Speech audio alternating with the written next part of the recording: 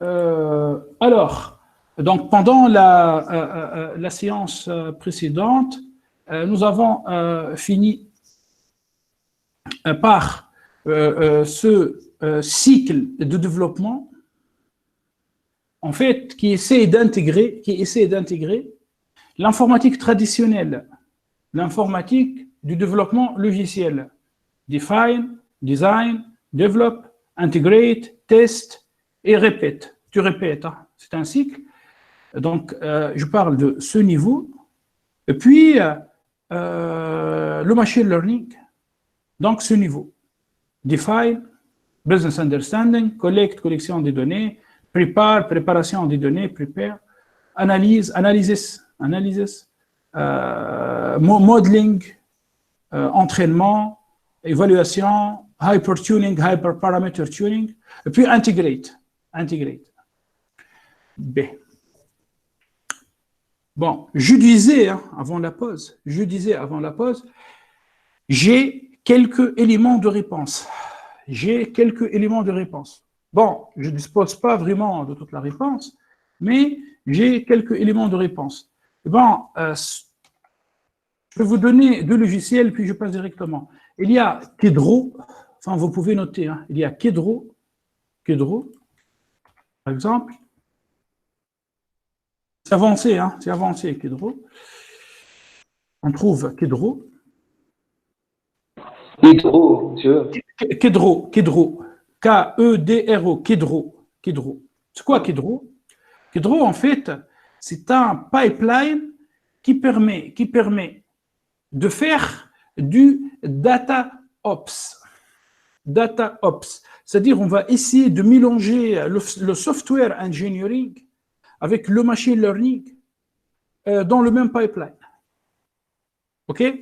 Vraiment, ça, c'est le dernier cri.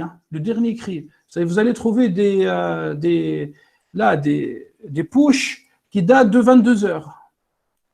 Vraiment, ça, c'est la dernière technologie. Il y a Kedro. Il y a aussi Neuraxels. Laissez-moi écrire Neuraxels Code Machine Learning. Neuraxels. Ouais, voilà, Neuraxels. Je vais t'expliquer c'est quoi ces deux logiciels. Bon, juste, je prends en fait un print screen. Mais c'est bon. Mais regardez.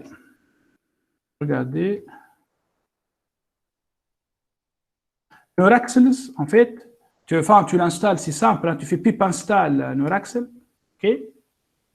Puis, tu trouves un pipeline. Dans le pipeline, tu peux définir en fait tes modèles. Tu dis, tiens, je veux faire une ACP. Je vais appliquer l'algorithme FASTIC. Enfin, ce qui permet de réduire les dimensions. Puis, là, tu lis Ridge Modeling Stacking. Stake Models. Donc, Linear Regression, Logistic Regression, Gradient Boost Regressor, Gradient Boosting Regressor. Avec un number of estimates égal à 500, max depth 5, K-. Puis, il suffit que tu lui dises point fit. Qu'est-ce qu'il va faire, Neuraxel? En fait, il va prendre les données et il va appliquer l'ACP. Il va appliquer en fait tous ces modèles. Neuraxel va appliquer tous ces modèles. Automatiquement. Et à la fin de la journée, Neuraxel, après plein de calculs, Neuraxel, en fait, va te retourner le meilleur modèle avec les meilleurs paramètres qui permet d'analyser les données. Donc, ça, c'est un pipeline. Donc, là, on parle plutôt des pipelines. Voilà les avancées, les dernières avancées en matière de machine learning et deep learning. Je parle, les avancées ici ne se trouvent pas au niveau de la modélisation, mais au niveau ici de l'intégration. La vraie question que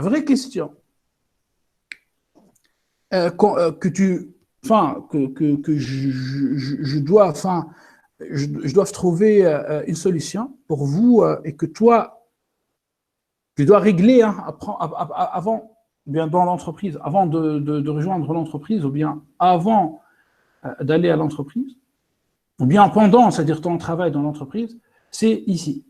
Comment tu peux mélanger ces deux cultures? La culture software developer contre la culture data scientist, ou bien business analyst. Enfin, je suis en train de vous former pour devenir du data scientist. Donc, l'intégration. Voilà, c'est pas facile. OK. Bon, je finis maintenant avec la partie management d'un projet data science. Nous avons fait 1 heure. Toi, tu regardes l'autre vidéo sur YouTube qui contient la méthodologie IBM Master Plan, 2 heures. Je pense que c'est largement suffisant. Allez, on va passer à une nouvelle partie du cours.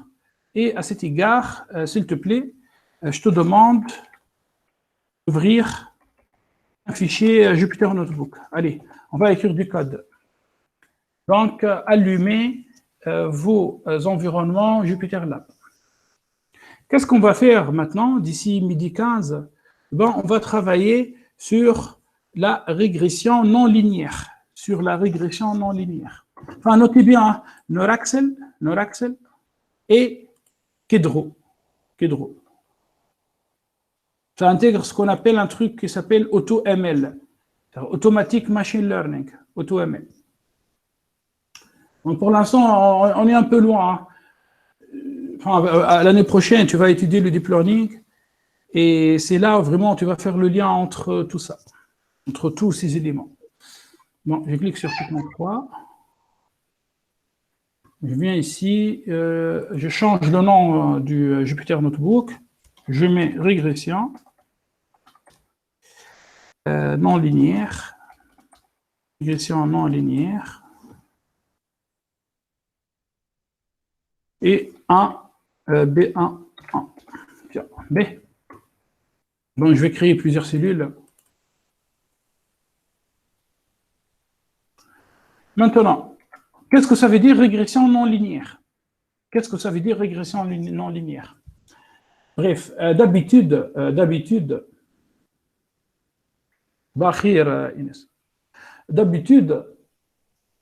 en fait, puisque c'est presque la fin, hein, bon, ça commence à, enfin, la température augmente, on est au mois de mai, on est à la fin du module machine learning. Donc, qu'est-ce que j'ai fait? J'illustre la régression non linéaire avec des analyses que j'ai faites pendant vraiment ma carrière. Donc, vous allez trouver ici plein d'ajustements. Hein.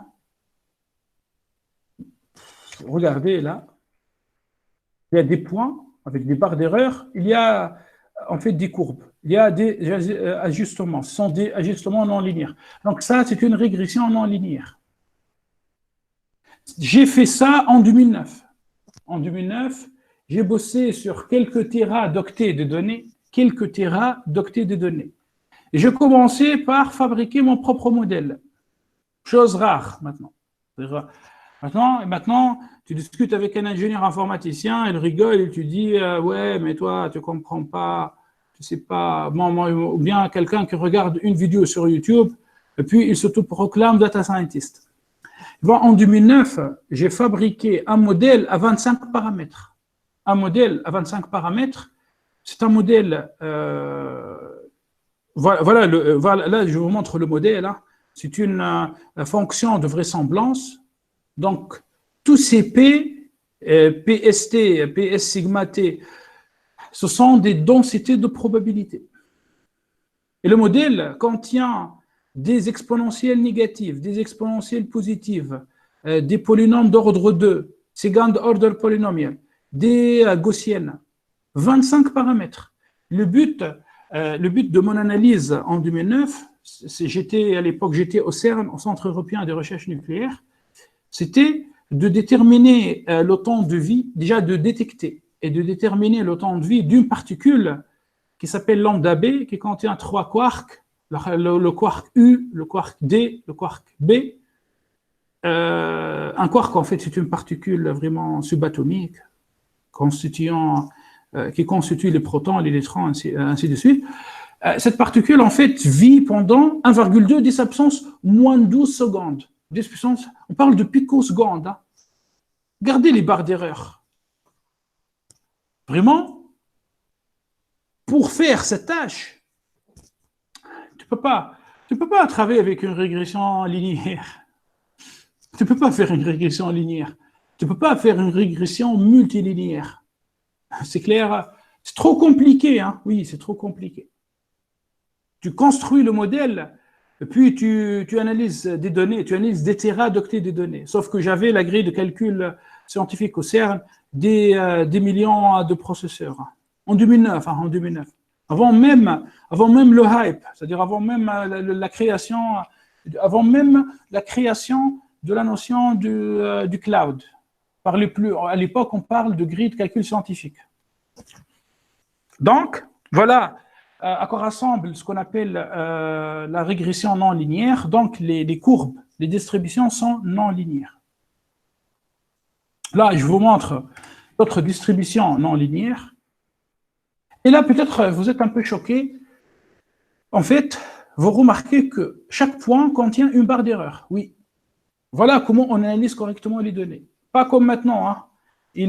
Des entreprises et des statisticiens et des docteurs en informatique qui se félicitent par des analyses fausses sur 30 points, c'est-à-dire ils analysent des données sur 30 jours, ils ne mettent ni un barre d'erreur, ils n'appliquent ni de test d'hypothèse statistique, ni R au carré ajusté, ni rien. Après, ils disent, voilà, on est des data scientists. Regardez les barres d'erreur. On ne peut pas faire des analyses sans barre d'erreur. Ça, c'était en 2009. Hein. On arrive à récupérer, enfin, à l'époque, j'arrive à récupérer le signal de la particule à partir du bruit. Bon. Et, bien évidemment, il y a aussi une évaluation. On fait plein de techniques, plein de choses pendant l'évaluation.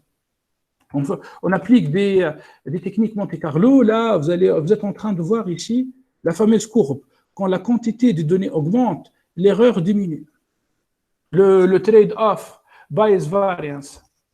Encore une autre fois, des barres d'erreur sur l'axe des X, des barres d'erreur sur l'axe des Y. Histoire de vous dire, et quand on donne une valeur, on donne l'intervalle de confiance. Ça ne joue pas, hein, ça joue pas en physique nucléaire, en physique des particules. Quand tu analyses des données, il faut analyser ces données correctement. Sinon, tu ne peux pas analyser des données. Sinon, tu changes de métier. Ça, c'était en 2009. Bon. Après, à partir de 2010, j'ai commencé, en fait, à analyser des données, des particules qui ne sont pas créées dans des accélérateurs, mais qui tombent du ciel. C'était des particules qui tombent du ciel. Bon, je vous donne un exemple. En fait, quand une particule, ce sont des particules qui ont une grande énergie, qui se désintègrent dans le ciel. Et ces particules, on risque de les confondre avec des avions. Oui, par exemple, là, quand je te montre en fait cette trajectoire, c'est un avion, c'est une source mobile. C'est un avion qui bouge dans le ciel à 10 km. 10 km. Puis là, ce sont des avions qui volent à 300 mètres au-dessus de nos têtes. J'avais des avions qui volent vraiment à peu près 300 mètres au-dessus de ma tête pendant l'expérience. Bon, je ne veux pas commenter ça. Là, vous allez trouver des sources immobiles, là, des moteurs, et puis des tempêtes. Quelqu'un qui allume son briquet, on arrive à détecter, j'arrive quand même à détecter la position de cette personne à quelques kilomètres. On arrive à détecter des transformateurs électriques, ok? Des orages, des décharges atmosphériques et tout. Bon, question. Comment tu peux analyser ces données? Malheureusement, on ne peut pas faire ça avec une régression linéaire. Il faut fabriquer déjà son propre estimateur. Tu peux pas trouver... là, tu ne peux pas aller dans scikit-learn, faire from scikit-learn.cluster import k-means. Non, ça ne marche pas. Ou bien from scikit-learn.linear model import linear regression. Ça ne marche pas. Tu dois fabriquer ton propre modèle. Bon, je ne suis pas en train de te dire que toi, dans ton travail, tu seras obligé de fabriquer ton propre modèle, car là, on parle des applications très, très pointues. Ce sont des applications très, très pointues. Mais, quand même, en régression non linéaire, regardez la gueule, enfin, regardez la forme de la fonction objectif, c'est-à-dire de l'estimateur.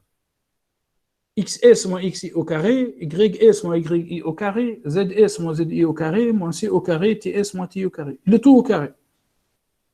Et croyez-moi, il s'agit d'un estimateur simple. C'est un estimateur vraiment très simple. En fait, Asma m'a posé une question. Oui, bonjour, Enis. Asma m'a posé une question. Elle m'a dit dans quel cas on applique ça, monsieur Asma, tu appliques ça, par exemple, en physique nucléaire, en physique des particules, en astrophysique. Tu appliques ça en militaire, dans des analyses militaires. Peut-être toi, un autre jour, tu seras analyste dans l'armée américaine. Je ne sais pas, moi. Enfin, bon, peut-être pas l'armée américaine, peut-être l'armée tunisienne. Tu vas peut-être détecter des avions. Tu vas travailler sur des données radar. Tu vas travailler sur des données météo. Eh bien, il y a des applications très, très poussées. Enfin, aujourd'hui, en fait, vraiment, on va aller jusqu'au bout en régression. Je vais vous montrer une régression non linéaire. Et j'ai l'habitude de montrer mes travaux, mes travaux. Donc ça, c'est de la régression non linéaire. À cet égard, quand toi, tu fabriques ton modèle, d'accord, tu dois implémenter ton modèle. Tu dois l'implémenter en MATLAB, en Fortran, en C++. Et tu dois étudier ton modèle mathématiquement. C'est-à-dire, tu étudies la convexité de ton estimateur.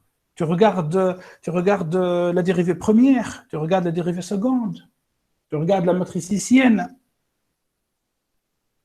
Là c'est une matrice hessienne, 4-4. Okay. Il y a beaucoup de maths derrière. Après, il y a des gens qui viennent te voir et te disent « Bon, moi je suis ingénieur informaticien converti en sciences des données. » Enfin, converti en sciences des données car il sait faire from, ça écrit un point cluster, import, K-means. Non, c'est pas bien tout ça. Il faut vraiment, après, je ne vous demande pas vraiment de maîtriser toutes ces notions mathématiques. Mais je vous dis tout simplement que en apprentissage automatique, en data mining, en régression, il existe une branche qui s'appelle régression non linéaire, et là, c'est trop poussé. C'est trop poussé. Malheureusement, c'est trop poussé. Voilà. Voilà. Bon, c'est bon, là, bon, j'ai fini donc avec la régression, avec cette régression non linéaire. Enfin, je sais pas, donnez-moi, c'est-à-dire vos remarques, on va commencer à coder. Donc, ce que je vous propose aujourd'hui,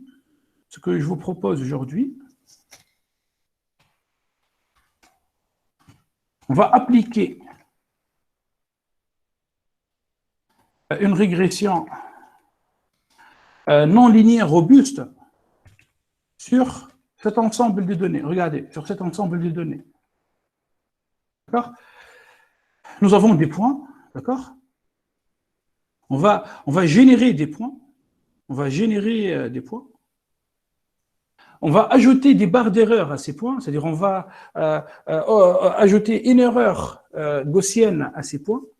Puis on va choisir quelques points et on va les traiter comme des points aberrants. C'est-à-dire on va ajouter une grande erreur sur ces points, de telle manière que le point sort complètement de la distribution. Et puis, on va essayer d'effectuer un ajustement. Voilà. C'est une régression non linéaire. Malheureusement, on ne peut pas effectuer une régression linéaire. Et encore une autre fois, tu peux pas appliquer, par exemple, même si tu appliques une transformation, tu appliques la fonction log. Enfin, pour une exponentielle, il suffit d'appliquer la fonction log. Tu reviens à une régression linéaire. Ici, il n'y a pas de régression linéaire. Non plus une régression polynomiale. Et ce n'est pas une série temporelle. Et on a besoin d'un modèle. Donc, c'est une régression non linéaire. Et même, j'allais dire, régression non linéaire robuste, car il y a des points aberrants qui s'éloignent complètement de la distribution. Et nous, on n'a pas envie de fausser notre ajustement à cause de ces points aberrants. Donc, comment faire? Voilà le but de 45 minutes qui vont venir de cette séance. Allez, je commence.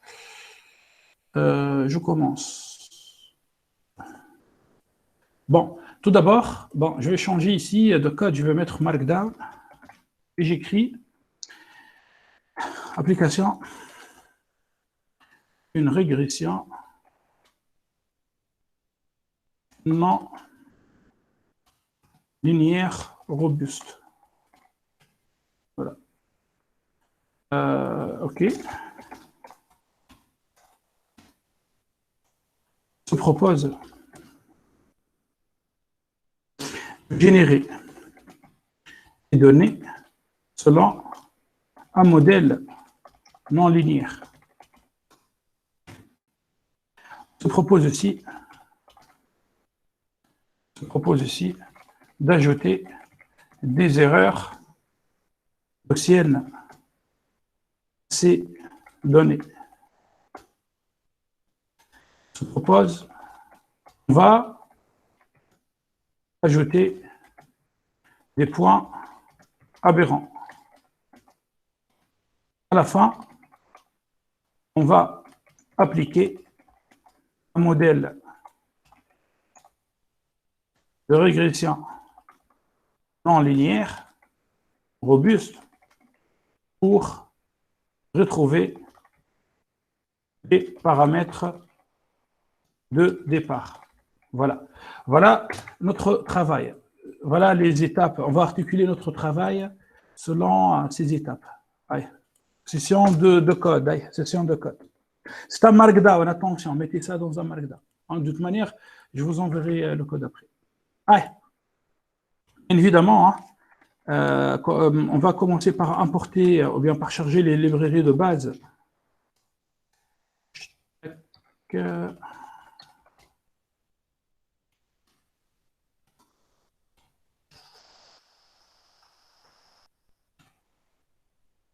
Bon, maintenant vous êtes habitués à ces lignes de code.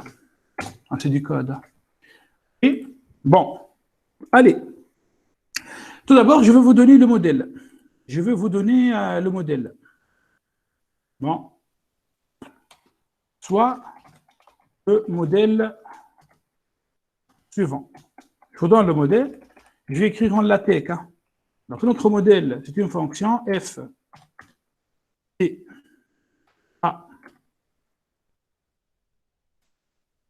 sigma oméga. Bon, si toi, tu es un peu pressé et tu veux suivre autrement, je te conseille, va à ton email et télécharge, essaie de charger ce document, Robust Regression. C'est un document décrit par Nikolai Mayrov. C'est un data scientist. Nikolai Mayrov, c'est clair? Bon, dans la première et la deuxième page, il parle que dans des cas, il est presque compliqué de réaliser une régression si les données ne suivent pas, si les erreurs sur les données ne sont pas gaussiennes. À cet égard, il faut changer de tactique. Et là, il donne quelques stratégies. Des fonctions loss, des loss functions plus élaborées. Après, toi, tu peux aller à ce papier, tu cliques, tu télécharges ce papier. Si tu trouves des problèmes dans le téléchargement de ce papier, demande-moi, je t'enverrai le papier. Bon, tu peux trouver le code dans ce document. Moi, en fait, sinon, suis avec moi. Allez, je reviens. Donc, oméga. Donc, c'est A fois exponentielle. C'est du latex. Ce que je suis en train de faire, c'est du latex. Un sigma fois T. Sinus oméga fois T. Voilà. Voilà notre modèle. C'est joli, latex. On arrive quand même à écrire des formules mathématiques développées. Attention, ça c'est du Markdown. Le code maintenant, c'est du Markdown. Donc, j'exécute. Voilà notre modèle. A exponentielle moins sigma T sinus oméga T. Il y a combien de paramètres dans ce modèle?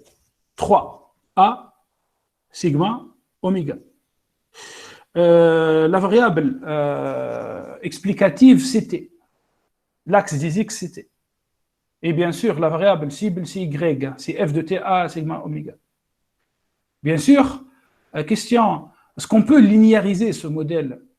Écoute, si moi je cache sinus oméga t, si je cache ça, je finis par a exponentielle moins sigma t. Tu vas me dire, bon, c'est facile, j'applique la fonction log. Mais là, avec sinus, c'est problème. Si je supprime exponentielle moins sigma t, et je finis par A sinus oméga t. Toi, tu peux appliquer une série temporelle. Okay? Voilà, voilà. Mais là, nous avons un problème non linéaire. 3 paramètres. Moi, j'ai travaillé, quand j'étais jeune, je travaillais avec un modèle non linéaire à 25 paramètres. 25 paramètres. Bref, allez, je reviens. Donc, on va tout d'abord fixer, on va tout d'abord, bon, je viens ici, j'écris simulation des données numériques. Écoutez, c'est compliqué, hein. Si vous avez des questions, n'hésitez pas. Donc, A est égal à 2, sigma est égal à 0,1, puis oméga. Malheureusement, je ne peux pas écrire sigma, hein. Ça, c'est sigma en lettres grecques. Mais en informatique, je ne peux pas écrire sigma comme ça, donc je dois écrire sigma. Oméga, pareil, ça c'est en grec. Là, c'est oméga. Donc, 2 pi fois 0,1. Là, il y a un problème. C'est quoi ce pi? Enfin, si j'exécute, j'obtiens un message d'erreur. Il va me dire, il ne comprend pas pi. Donc, je vais utiliser np.pi. J'utilise pi. Pi, c'est quoi pi? C'est 3,14. Le fameux chiffre. Hein. Enfin, la fameuse constante. La fameuse constante pi. Donc, toi, tu fais np, numpy.pi, tu obtiens la valeur de pi. Il existe en fait une deuxième manière pour récupérer pi. Une deuxième manière pour récupérer pi. Bon, quand même, je vais commenter ça. Tu fais quoi? Tu fais from math import pi. Et là, je fais print pi. Regarde. Par contre, là, c'est le pi de la bibliothèque math. C'est une autre bibliothèque de mathématiques computant. Mais moi, quand même, je te conseille, travaille quand même avec NumPy. Hein, c'est plus rapide. CTRL-C, CTRL-V. Voilà. Allez, je continue. Donc là, qu'est-ce que nous avons fait? Qu'est-ce que nous avons fait? Nous avons défini la valeur de A, 2. Nous avons défini la valeur de sigma, 0,1. Nous avons défini la valeur de oméga. Concentrez-vous, hein, 0,62. Oméga, c'est une pulsation. 2pi fois f. Je pense que si toi, tu as fait un baccalauréat mathématique ou sciences expérimentales, tu as fait un peu de physique pendant ton année de terminale et tu as étudié les ondes. Oméga, c'est 2pi f. 2pi f. La fréquence ici, c'est 0,1. La fréquence, c'est l'inverse de la période. OK? Allez, on va définir maintenant un intervalle temporel, t. Donc, j'utilise la fonction linspace. Linspace. Voilà, c'est quoi cette fonction?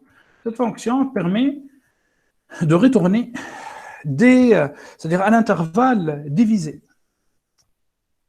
Et je vais commencer à partir de 0. Hein. Start, c'est 0. Stop, 30. Je ما فهمتكش intervalle divisé. Mais je vais t'expliquer, Slip, une minute. Regarde. Déjà, je sais bien, tu suis, c'est bien. Regarde, chauffe. Je mettais, tu as vu? Le T ici, le T, c'est un tableau.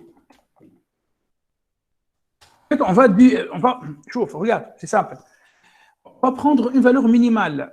On va prendre une valeur minimale, c'est-à-dire 0. On va prendre une valeur maximale, 30 secondes. C'est-à-dire toi, tu veux, par exemple, étudier ce modèle entre 0 et 30, entre 0 secondes et 30 secondes. Comment tu fais? Tu dois discrétiser.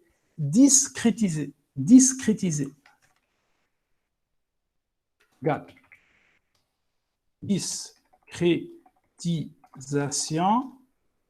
Discrétiser, c'est-à-dire rendre discret. Diviser, discrétisation, d'un intervalle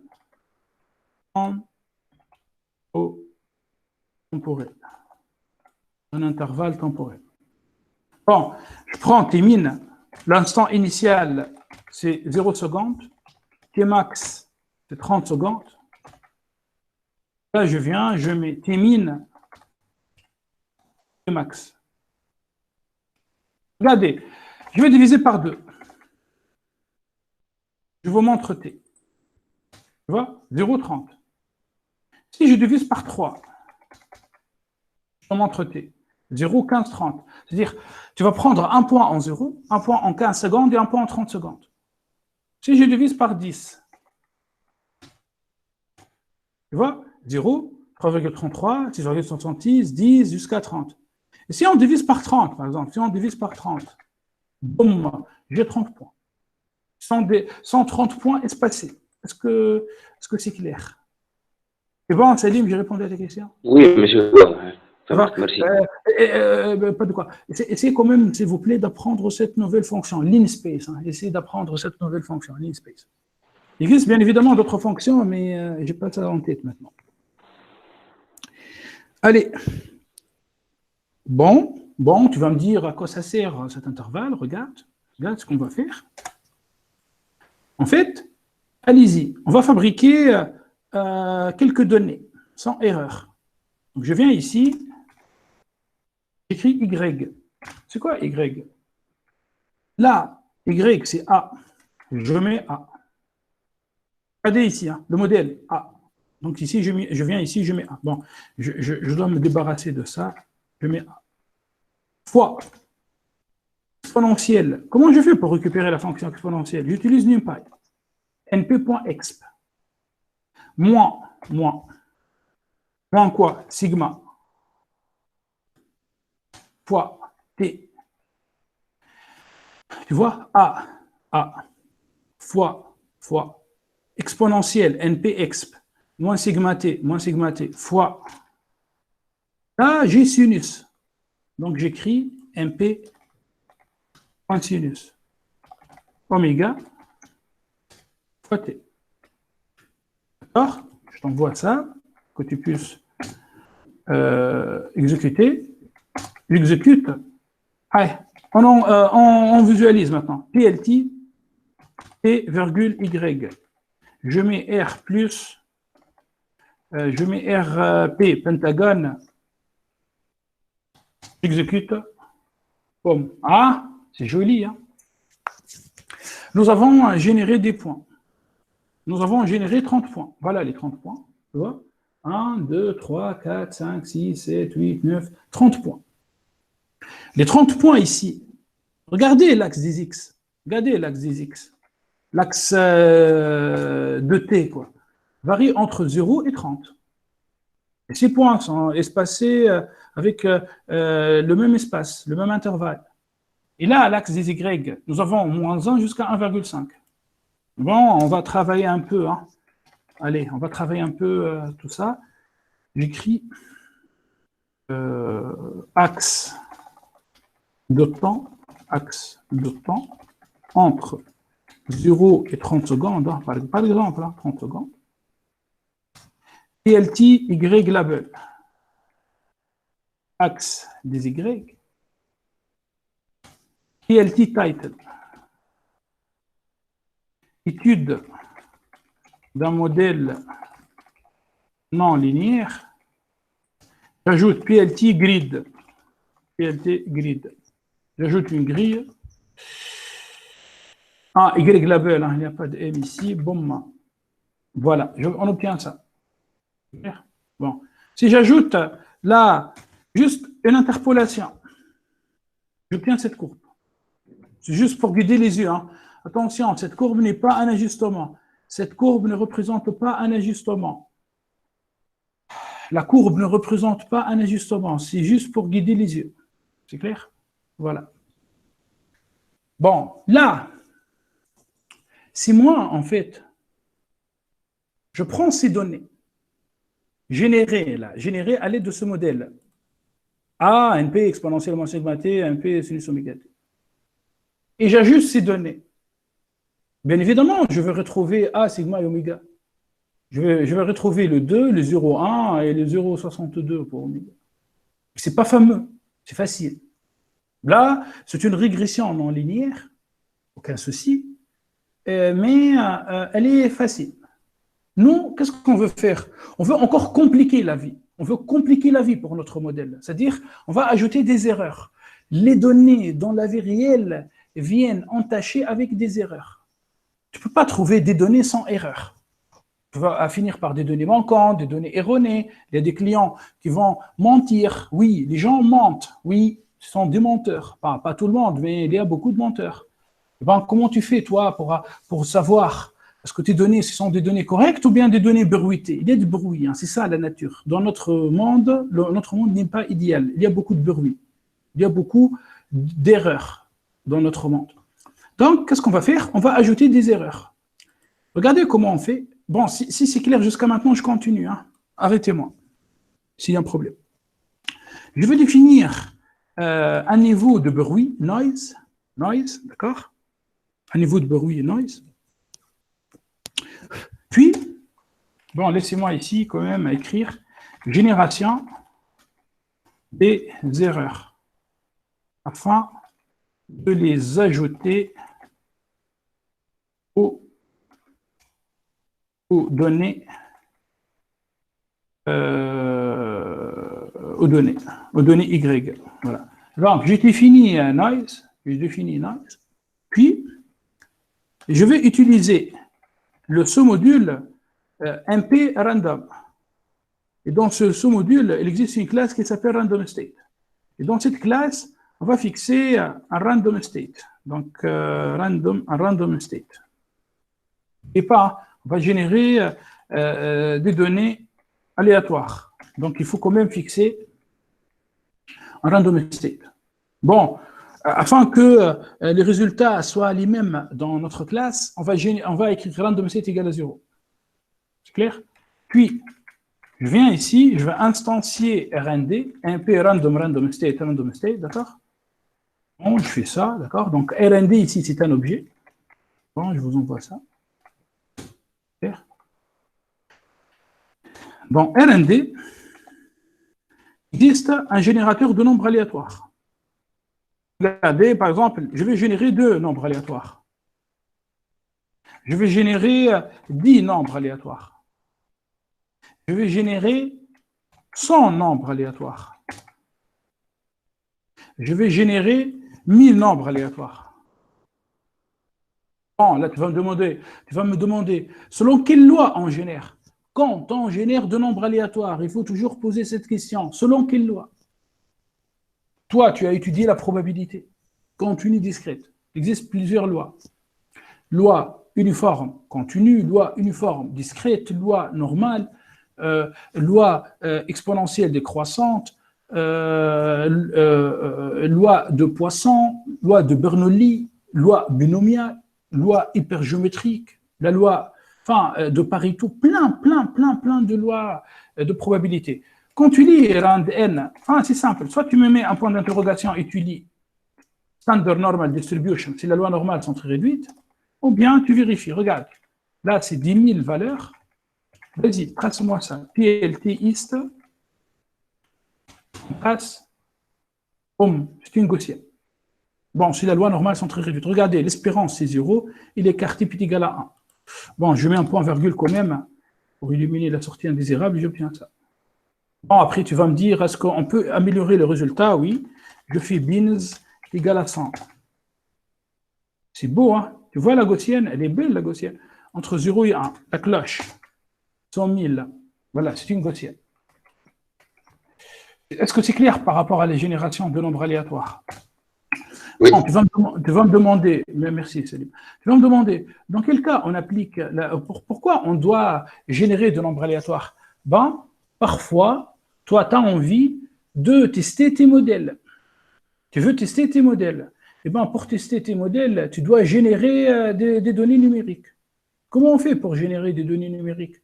On utilise les techniques Monte Carlo, on utilise ces techniques. OK, bon, laissez-moi quand même commenter ça, puisque vous avez compris. Je vais prendre juste RND. Là.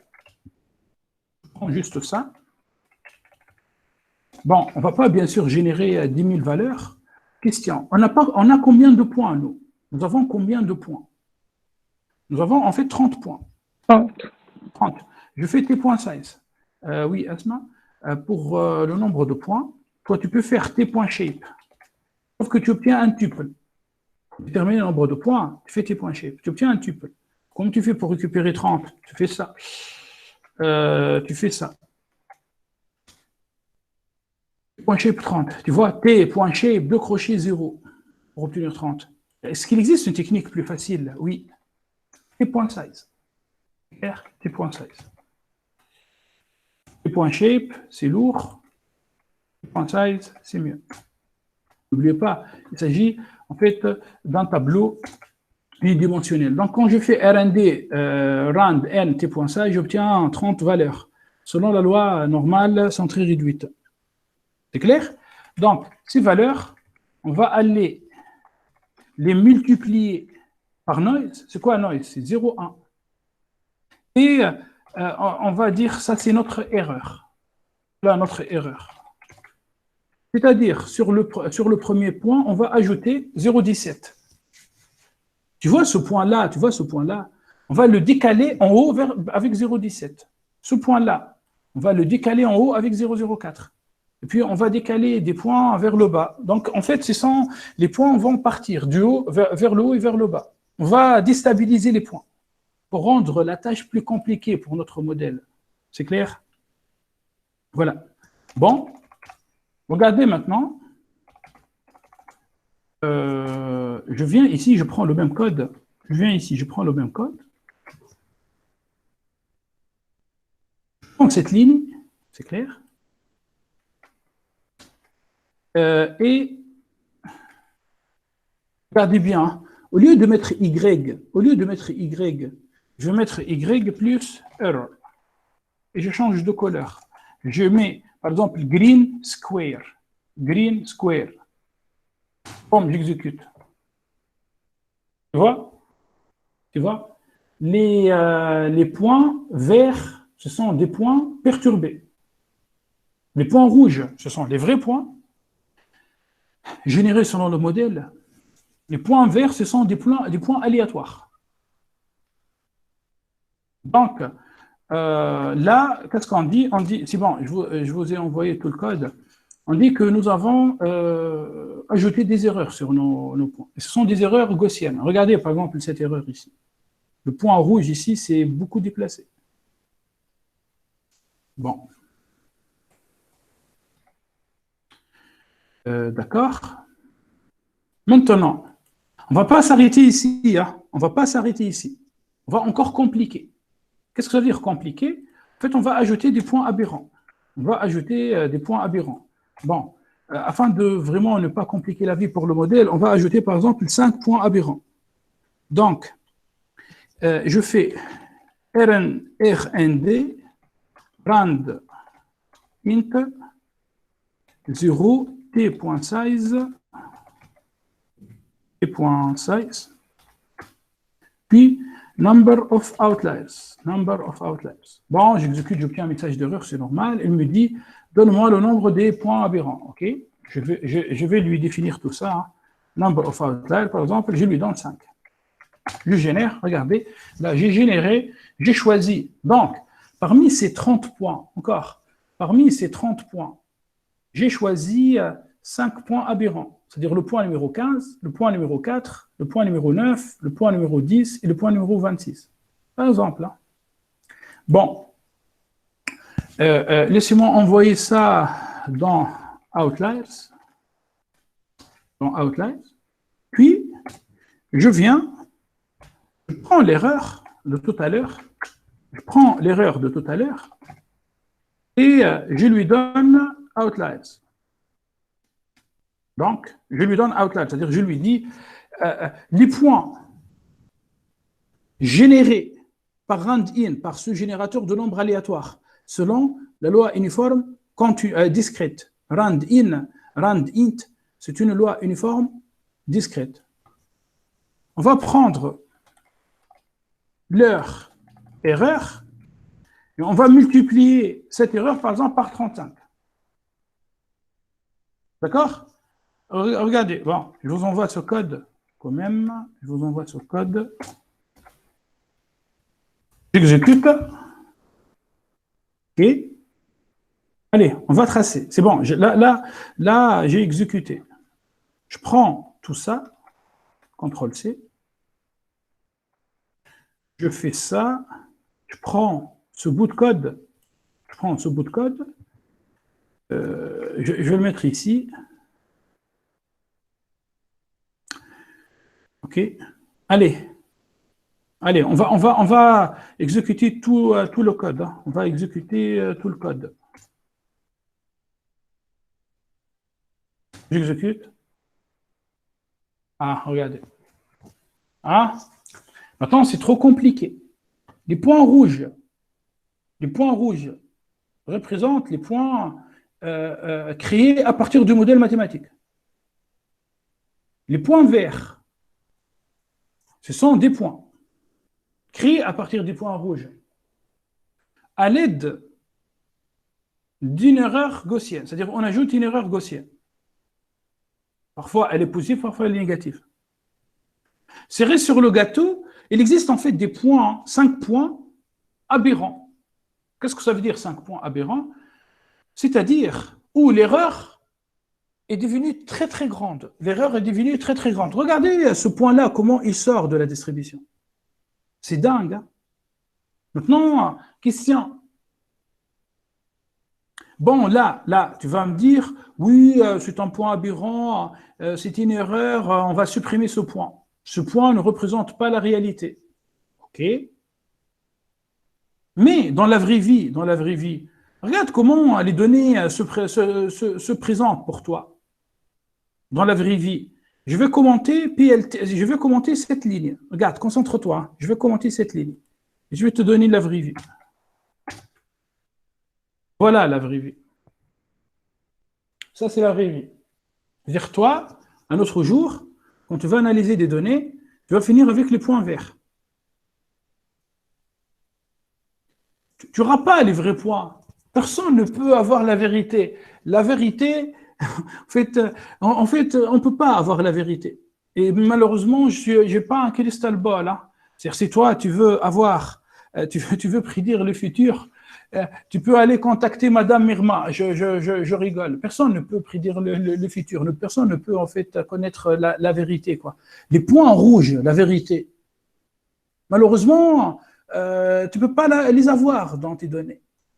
Par contre, toi, tu auras accès à des données contenant des erreurs. Maintenant, je pose des questions. Est-ce que ce point est un point aberrant? Oui, c'est un point aberrant. Deuxième question, est-ce qu'on a le droit de supprimer ce point? Est-ce que tu as le droit de supprimer ce point?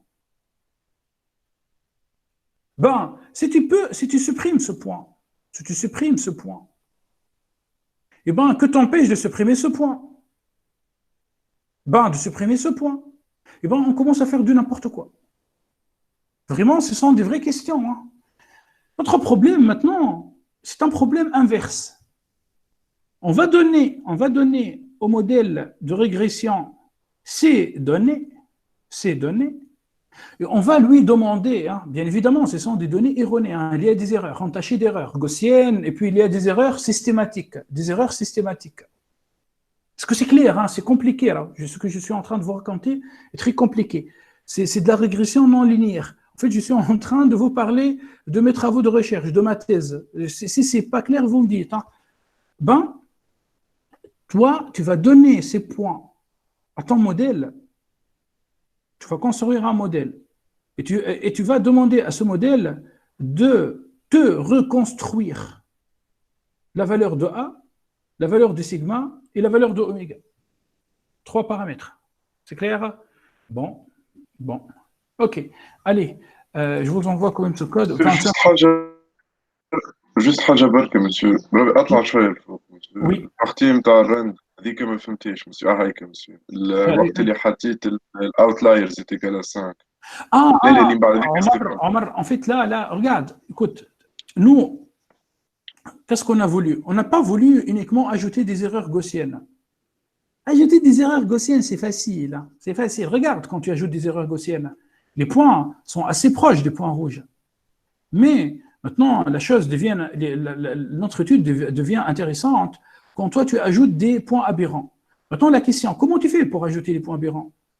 Est-ce que tu vas choisir le point numéro 0, le point numéro 1, le point numéro 2, le point numéro 30, le point numéro 50, 25, 30? Donc, afin de choisir d'une manière aléatoire ces points aberrants, on utilise un générateur de nombres aléatoires. Quand je fais ça, eh ben, je choisis le point 24, le point numéro 1 deux fois, le point 7 et 9. Ce sont des points aberrants. Tu vois? C'est-à-dire, nous, nos points, nous avons 30 points. 30 points, j'ai 30 points. Parmi ces 30 points, on va choisir les points aberrants. Est-ce que 20, 11, 4, 6, 4, ou bien 15, 20, 3, 12, 4, ou bien 20, 8, 14, 15. Ces points aberrants, ce point, allez, on compte ensemble. 1, 2, 3, 4, 5. Le point numéro 5. 6, 7, 8, 9, 10. Le point numéro 10. 11, 12, 13, 14, 15, 16, 17. Le point numéro 17. Leurs erreurs vont être multipliées par 35. On va augmenter les erreurs brusquement pour vraiment les sortir. C'est-à-dire, tu vois, ce point-là va sortir complètement.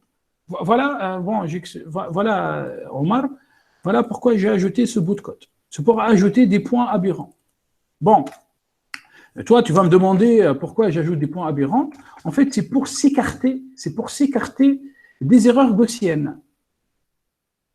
Les erreurs gaussiennes, c'est facile. En fait, nous, on veut aujourd'hui opérer une régression non linéaire et robuste. Donc, il y a des erreurs gaussiennes, il y a des erreurs systématiques. J'espère que j'étais clair. Allez, regardez. Ok, marhaba. Donc, regardez ce qu'on va faire. En fait, on va passer maintenant à la construction du modèle. Donc, construction du modèle. Construction du modèle. Bien évidemment, avec l'autre classe, si vous suivez le cours avec l'autre classe, ou bien le document, vous allez trouver une fonction. C'est-à-dire le gars, le russe, il a mis tout ce code dans une fonction. Oui, on peut faire ça. Attends, je vous montre la fonction. On est pour quelques minutes, restez avec moi. Voilà la fonction. Dev generate data. Donc lui, il a fait ça, lui, il a fait tout ça. Bon, CTRL-C. Il a mis tout ce code dans une fonction. Stack. Des tabs, stack, voilà. Bon, on exécute et on obtient une fonction generate data. Moi, je ne veux pas faire ça, car je n'ai pas le temps. Mais bon, on peut utiliser cette fonction. Donc, je prends construction du modèle, je vais mettre ça après. Et regardez comment on va faire. En fait, on va utiliser le module SciPy. Oui, encore une autre fois, le module SciPy, comme hier. Optimize. Hier, nous avons utilisé fsolve. Donc, from SciPy.optimize, on va charger least-square. On va charger une fonction qui s'appelle least-square. Pour l'instant, nous avons utilisé SciPy.optimize linprog. Rappelez-vous, programmation linéaire, linprog. Hier, fsolve. Aujourd'hui, least-squares. Donc, cette fonction least-squares, comment elle fonctionne? Je dois lui fournir une fonction, un modèle, quoi. Eh bien, allez-y. Donc, def fan x t y.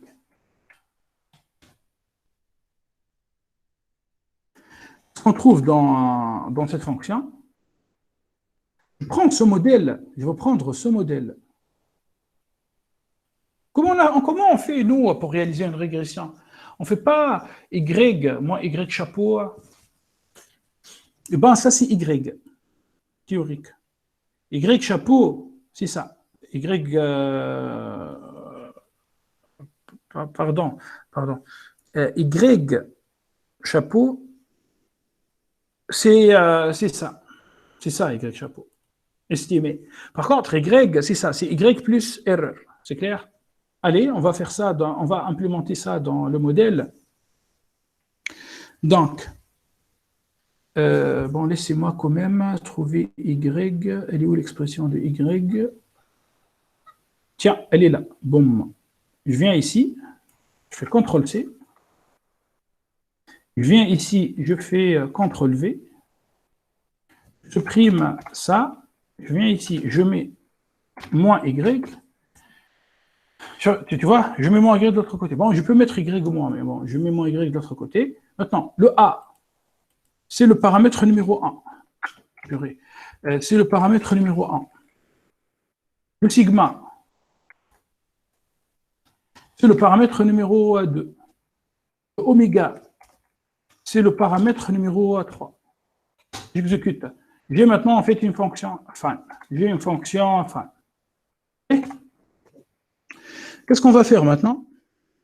En fait, quand je prends les squares, eh ben, je trouve que les squares nécessitent une initialisation. Bon, c'est un algorithme d'optimisation. Comme hier. Hier, on a voulu chercher la solution algébrique d'une équation algébrique. La solution d'une équation algébrique. Donc, nous avons initialisé le solveur. Là aussi, on doit initialiser le solveur. Sauf que nous avons trois paramètres. A, sigma et oméga. Enfin, tu lis ici, tu vas trouver x0, array like with shape n or float, initial guess or independent variables. Donc, ça permet d'initialiser notre algorithme. Donc, je viens ici, je fais x0. Je vais initialiser mon algorithme avec des ones, des 3, des 1. 3, 1. Regardez, le x0 contient 1, 1, 1.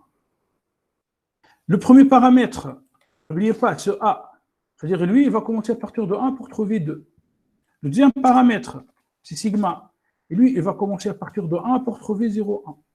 Et le troisième paramètre, c'est oméga. Et lui, oméga. Et lui, il va commencer de 1 pour trouver 0,62. Voilà. Bon. Ça, c'est par rapport à l'initialisation.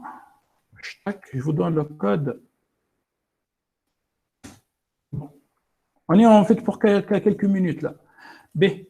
Maintenant, regardez. Qu'est-ce que nous reste? En fait, il nous reste à appliquer les squares. Donc, les squares, je lui donne la fonction, fan, je lui donne l'initialisation et je lui donne les arguments. Donc, quels sont ces arguments? Tout d'abord, j'ai t, l'axe des x, puis j'ai y avec l'erreur. Bon, peut-être là, c'est pas fameux. Hein. Regardez comment je vais changer. Je vais écrire t-train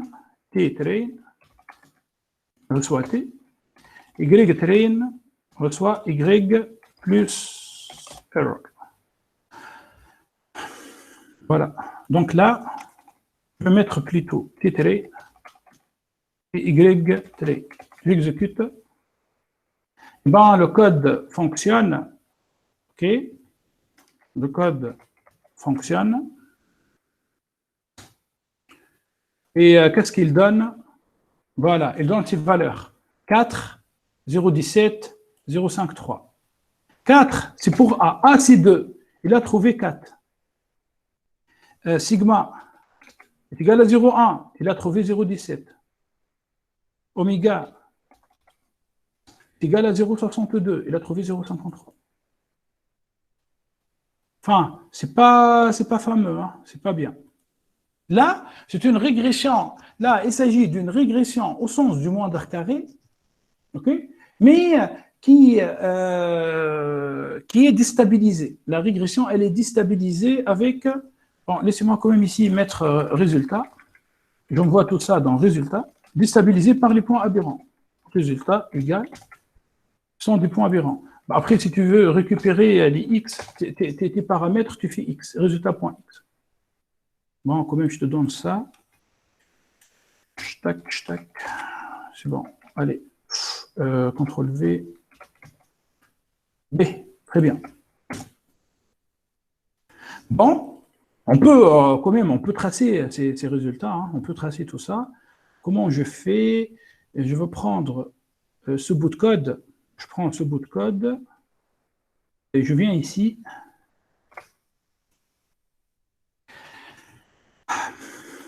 Je fabrique quand même un y_pred, je l'appelle y_pred 1. C'est quoi y_pred 1? C'est quoi y près de 1? C'est ce y, c'est ça.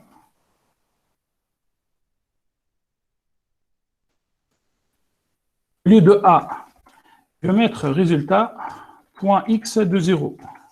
Bon, j'ai envie d'avoir tout ça. Hein. Au lieu de sigma, je vais faire ça, et au lieu d'oméga, je mets triplitude. Voilà pour y près de 1. J'exécute.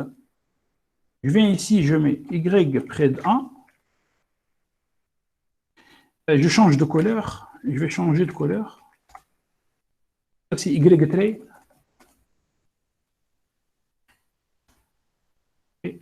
Bon, je vais commenter. Je commente ça. J'exécute. Voilà nos points. Voilà nos points. Voilà la distribution initiale de nos points. Maintenant, j'ajoute l'ajustement. J'ajoute l'ajustement. Je change de couleur. Je choisis black, des plus et tirer. Bon. Tu vois, c'est pas terrible, hein, l'ajustement. Ce point aberrant fausse les résultats. C'est-à-dire pour A, au lieu de trouver pour A, au lieu de trouver 2, on trouve 4,3. Donc, on fausse les résultats. Bon, je vous envoie quand même le code. Je shift, je fais ça. Est-ce que c'est correct? Oui, puis je fais shift M. Bon, je vous envoie le code. Maintenant, qu'est-ce qu'on va faire? En fait, au lieu de travailler avec least squares, comme ça, on va ajouter une loss function, correct. Une fonction loss. Et bien, cette fonction sera un soft L1. En fait, c'est une fonction. Donc, je viens ici, je vais ajouter loss, c'est-à-dire que je change la fonction loss. J'effectue en réalité ce qu'on appelle une régularisation. C'est une régularisation. J'ajoute un f-scale est égal à 0,1. Okay? Donc, j'envoie ça dans résultat 1. Et si vous voulez, je peux vous parler de cette histoire de là sympa aujourd'hui. Bon, regardez. Le A, c'était 2. On trouve 2,19.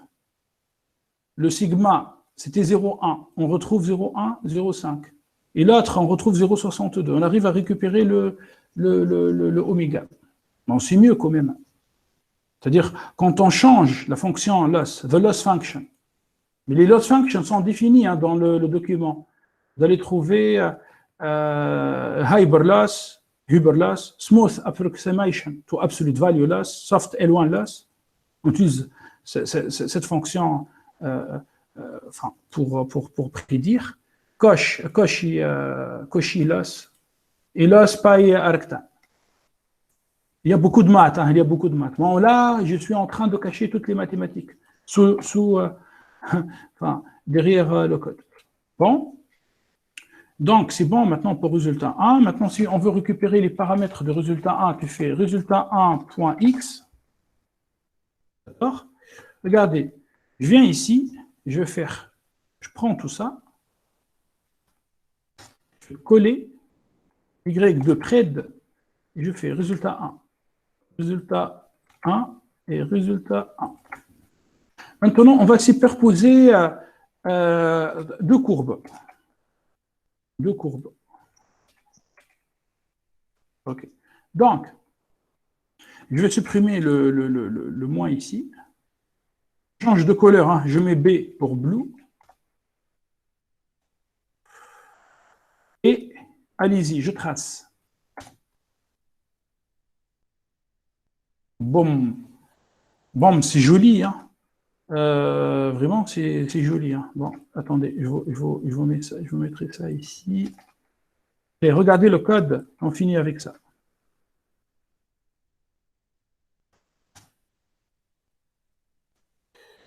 Regardez. C'est quoi la courbe noire? La courbe noire, c'est l'ajustement avec une technique de régression non linéaire, certes, c'est une régression non linéaire au sens du moins carré. Je prends Y, les données, je fais moins Y, modèle, chapeau, je mets au carré, je fais une somme, et puis j'essaie d'optimiser. On ne trouve pas les bons paramètres. Je vous ai montré ça. On ne trouve pas les bons paramètres. D'autre part, quand on trace la courbe, on voit que la courbe est tirée vers le haut. La courbe ne passe pas par tous les points. Encore une autre fois, je n'ai pas encore représenté les erreurs, les barres d'erreur. Maintenant, regardez la courbe bleue. La courbe bleue. La courbe bleue, elle suit mieux les données. Matplotlib Qt. Je vais faire de Matplotlib Qt une fois, deux fois, trois fois. Allez, je génère. Boum. Ah, c'est mieux comme ça. Hein. Tu vois? La courbe bleue suit mieux les points. Et quand on suit correctement les points, eh ben, on arrive à récupérer le A, sigma et oméga. Voilà. Bien évidemment, en fait, on ne récupère pas vraiment la valeur de A. On récupère une valeur approchée. C'est-à-dire, ça c'est A, ça c'est sigma. Donc A, c'était 2 à t égale à 0, maintenant c'est 2,1. Sigma, c'était 0,1, maintenant c'est 0,105. Et oméga, c'est 0,626, 0,628. Bon, pas mal. Hein. Voilà, on a fini. Et bien ça, c'est une régression non linéaire robuste. Bon, s'il n'y a pas de questions, techniquement, comment on a fini? comment؟ باش نرجع لنا تعمل لنا ريزومي صغير خاطر برشا حاجات معناتها فرد وقت ابارتيغ من بعد الجينيراسيون دي نومبر aléatoires. En fait, regarde, c'est très simple. C'est très simple. Pour résumer, hein, j'ai choisi un modèle non linéaire. 3 paramètres, A, sigma et oméga. Bon. J'ai défini A, 2, sigma, 0, 1, oméga aussi. J'ai défini un intervalle entre 0 et 30. J'ai créé des données. Voilà, des données suivant ce modèle. Tu vois? Il n'y a pas d'erreur ici. C'est joli, hein? Il n'y a pas d'erreur. Puis, nous avons commencé à ajouter des erreurs. D'une part, gaussienne. On voit déjà que les points commencent à se déstabiliser. Il y a des points qui partent vers le haut, quand l'erreur est positive. Il y a des points qui partent vers le bas, quand l'erreur est négative. Puis, je ne me contente pas de ça. On ne se contente pas de ça. On ajoute des erreurs systématiques. On va choisir 5 points aberrants, 5 points, choisis aléatoirement, et je prends l'erreur, je la multiplie par 35, par 30, par 40, histoire d'avoir des points qui s'éloignent et qui sortent complètement de la distribution. C'est bon. Donc maintenant, je donne à manger, je donne ces données à mon modèle. Je ne donne pas ces données rouges, je ne donne pas les données rouges. Les données rouges sont correctes. Enfin, ça ne sert à rien de donner des données rouges. C'est-à-dire, c'est comme si moi je te donne l'exercice et je te donne la solution. Imagine, toi, dans l'examen, je te donne l'exercice et je te donne la solution. Et je te demande de faire l'exercice. Non, c'est pas fameux, toi, tu ne vas pas tourner ta tête, enfin, faire fonctionner ton cerveau. Tu vas tout simplement lire la solution, recopier la solution. Mais moi, si je te complique un peu la vie, je te donne un exercice f de x et le jour de l'examen, je te donne g de x. Bon. Mais regarde, si moi je te donne, comme j'ai l'habitude de faire, un exercice hyper compliqué, je te change complètement l'exercice. Regarde, les points changent complètement. Il y a un point qui sort ici, il y a un point qui sort, un autre point qui sort. Eh bien, je rends la vie difficile à l'optimisation. Okay? Bon, ça, c'est une fonction qui résume tout ça. Maintenant, on utilise une fonction least squares. C'est régression au sens des moindres carrés. Moindre carré. Moindre, il y a un signe moins. Voilà le signe moins. Et puis, le carré s'effectue à l'intérieur de least squares. J'appelle least square, là, avec la fonction, et avec, en fait, une initialisation, 1, 1, 1. Je donne t trait, y trait, Bien sûr, Y train, c'est le Y avec erreur. Voilà, Y avec erreur. Et quand j'applique un least square ordinaire, j'obtiens la courbe noire. Tu vois, la courbe noire est tirée vers le haut et faussée par les points aberrants. Faussée, hein. Je peux te donner le résultat avec ça. Ah, purée. Avec, voilà. A, c'était 2. On finit par 4,3. Tu vois? Oméga, pour sigma, par exemple. Sigma, sa vraie valeur, c'est 0,1. On trouve 0,17. Oméga, sa vraie valeur, c'est 0,62. On trouve 0,53. Tu vois? La courbe noire, n'est pas bonne. C'est quoi la solution? La solution, c'est de changer la fonction LAS, d'effectuer une régularisation. Régularisation. Il y a beaucoup de maths, hein, derrière, régularisation. De la fonction objective. La fonction objective. Et ben, j'utilise un soft L1. Toi, tu peux lire le document, hein, pour comprendre mieux. Enfin, il y a beaucoup de maths, hein, mais là, je suis en train de simplifier les choses à 100%. Et quand je change la fonction LAS, l'ajustement s'améliore d'un coup. Bien évidemment, j'ajoute un autre paramètre, un paramètre d'échelle, fscale égale à 0,1. C'est bon, j'ai répondu à ta question, Omar. Oui, monsieur, c'est bon. Mais, techniquement, on a fini. S'il n'y a pas de questions, je quitte, quoi. Ça va. C'est bon. Bon, ça, de toute manière, attendez, je vous enverrai le code maintenant. Eh ben, c'est la dernière chose. Enfin, c'est la dernière chose. C'est-à-dire, ça, c'est vraiment très avancé. Hein, quand on parle de régression non linéaire, ça, c'est vraiment très avancé. C'est quelque chose vraiment d'avancé en régression linéaire. Non linéaire, pardon, non linéaire.